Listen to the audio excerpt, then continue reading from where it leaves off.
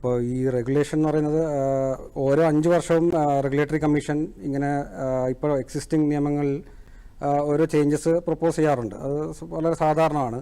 പക്ഷേ ഇത്തവണ ഈ 2025 ഡ്രാഫ്റ്റ് എന്ന് പറയുന്നതിൽ വന്നിരിക്കുന്ന മാറ്റങ്ങൾ, അതിൻ്റെ ഒരു ഇമ്പാക്റ്റ് അത് ആരും പ്രതീക്ഷിക്കാത്തത്ര ഭയങ്കരമായ ചേഞ്ചസാണ് വന്നിരിക്കുന്നത്. അതായത് ഇത് നടപ്പിലാക്കുകയാണെങ്കിൽ, വളരെ സിമ്പിളായിട്ട് പറയുകയാണെങ്കിൽ, ഇത് ഇവർ ഉദ്ദേശിക്കുന്നത് ഇനി കേരളത്തിൽ സോളാർ അധികം വേണ്ട, ആ ഒരു രീതി അത്രമാത്രം നിരുത്സാഹപ്പെടുന്ന രീതിയിലാണ് ഇപ്പോഴത്തെ ചേഞ്ചസ് വന്നിരിക്കുന്നത്. അതിൽ പ്രധാനമായിട്ടുള്ളത് ഈ നെറ്റ് മീറ്ററിംഗ് എന്ന് പറയുന്ന സിസ്റ്റത്തിനെ മാറ്റി നെറ്റ് ബില്ലിങ്ങിലോട്ട് മാറുകയാണ്.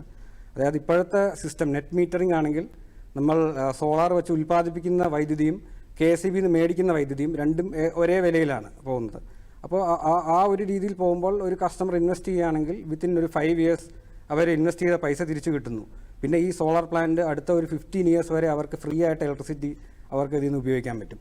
പക്ഷേ അതേസമയം ഇപ്പോൾ പ്രൊപ്പോസ് ചെയ്തിരിക്കുന്ന സംവിധാനമാണ് നെറ്റ് ബില്ലിംഗ്. അതായത് 3 കിലോവാട്ട് കപ്പാസിറ്റിക്ക് മുകളിൽ ഇൻസ്റ്റാൾ ചെയ്യുന്ന എല്ലാ സോളാർ പ്ലാന്റുകളും നെറ്റ് ബില്ലിംഗ് എന്ന സിസ്റ്റത്തിലേക്ക് മാറുകയാണ്.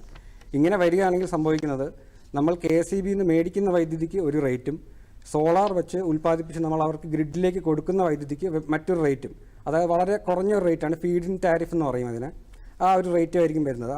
അത് ഏകദേശം ഏതാണ്ട് 2 രൂപ 75 പൈസ മുതൽ 3 രൂപ വരെയാണ് ഇപ്പോൾ പ്രപ്പോസ് ചെയ്തിരിക്കുന്നത്. അപ്പോൾ അങ്ങനെ ഒരു ടാരിഫാണ്, ആ ഒരു റേറ്റിലാണ് നമ്മൾ സോളാർ ഉൽപ്പാദിപ്പിച്ച് കൊടുക്കുന്നതെങ്കിൽ ഇതിൽ ഇൻവെസ്റ്റ് ചെയ്യുന്ന ഒരാൾക്ക് അതിൽ മുടക്കിയ പൈസ അയാൾക്ക് തിരിച്ചു കിട്ടാനായിട്ട് മിനിമം 15 വർഷം വരെ എടുക്കും. അപ്പോൾ 15 വർഷം നമ്മൾ കാത്തിരുന്ന് ഈ പൈസ തിരിച്ചു കിട്ടുക എന്ന് പറഞ്ഞാൽ അതിൻ്റെ അർത്ഥം ഇത് ചെയ്യണ്ട എന്ന് തന്നെയാണ് ഇവിടുത്തെ റെഗുലേറ്ററി കമ്മീഷനും KSEBിയുടെയും അവരുടെ യഥാർത്ഥ ടാർഗറ്റ്.